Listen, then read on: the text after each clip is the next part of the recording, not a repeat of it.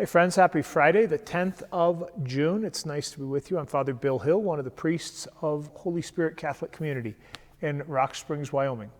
We'll take a moment. I'll give you a daily reflection on the readings, 5-7 minutes, and then I invite you to read the readings prayerfully if you haven't read them yet.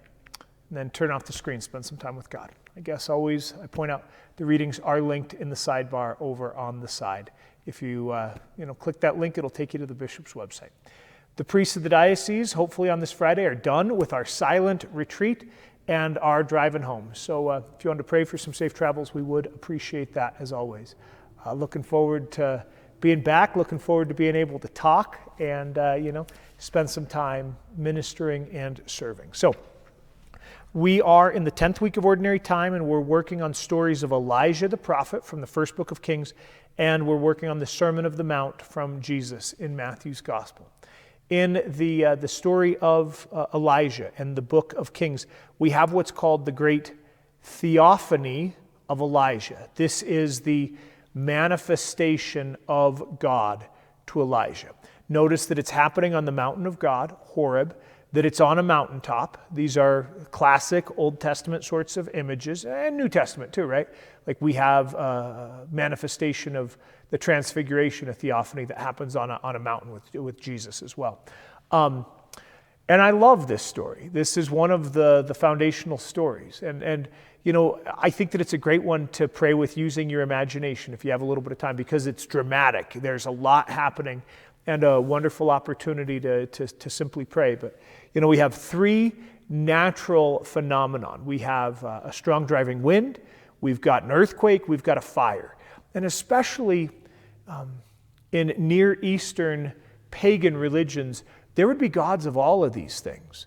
And so this is a story saying that God is so much more beyond just natural phenomenon. And you think about the things that draw our attention and that might worry us or make us anxious, and God is so much farther beyond those things as well.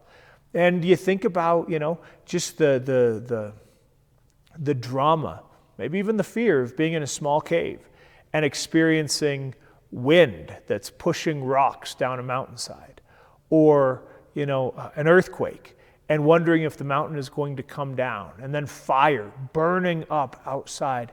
All of these things, though, Elijah abides in the midst. And then at the end, there's that still, small, whispering sound that reminds of God who is so far above and beyond. And, it's so often not the chaos and the tumult of life, but it is that presence of quiet and of peace, that still, small voice inside of us that reminds us of who we are, where we need to go, what the next right thing is to do. All of that might be in play here. And then, of course, Elijah has a conversation with the divine. Elijah, why are you here? I think that might be a good question always for us to ask. Why are you spending 5 to 7 minutes on a Friday morning with a Catholic priest from Rock Springs? Why are you here? What's the Lord stirring in your heart? What are you desiring deep down? What is the Lord doing in your life in these days? And I love how Elijah doesn't really answer the question. He doesn't say why he's there, but he tells God's statement of fact. Like Elijah maybe in that moment can't even begin to wrap his head around a conversation with the creator of heaven and earth, right? The ground of all being. I kind of imagine him running on at the mouth a bit, uncertain of what to say. What I love is that God doesn't tell Elijah the big picture. And remember, this is Elijah, great and mighty prophet, seen as a real image of all that is good in the Bible, one of those great figures. God doesn't tell him the big picture. God doesn't tell him the whole plan. Just says, go and do these things. Anoint this guy as king, anoint this guy as king, anoint this guy as your successor as prophet. Do that. And it's all part of what it is that I'm doing.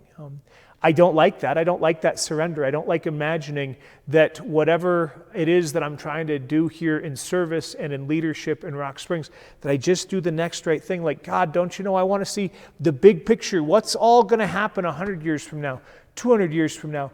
All the tumult and the chaos that's happening in our world and in our country. What are you doing in this, Lord? And all that I hear, do the next right thing, right? What is it that the Lord calls you to do today? That might be something for you to pray into as well. Okay, we have a teaching on sex in the gospel, right? We have Jesus' Sermon on the Mount, and like I said yesterday, he takes the bar set by Moses, do not commit adultery, and he reinterprets it. But I say to you, anyone who looks at another person with lust in their heart commits adultery. And doing these things causes us to sin. And Jesus then uses an exaggeration form of teaching. So again, Jesus is not defiling our body.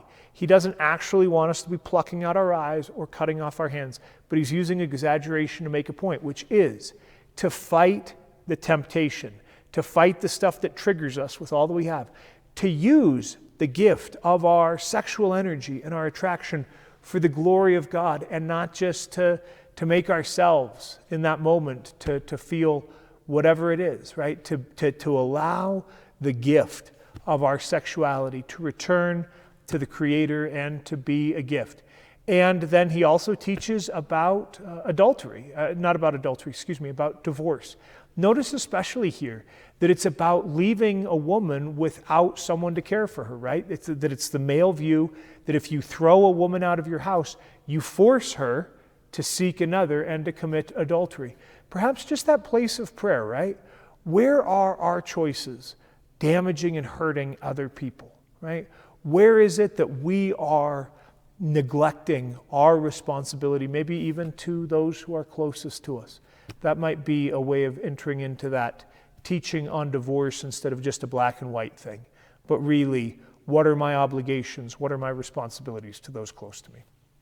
All right, friends, as always, the scriptures are rich, plenty of stuff to pray on.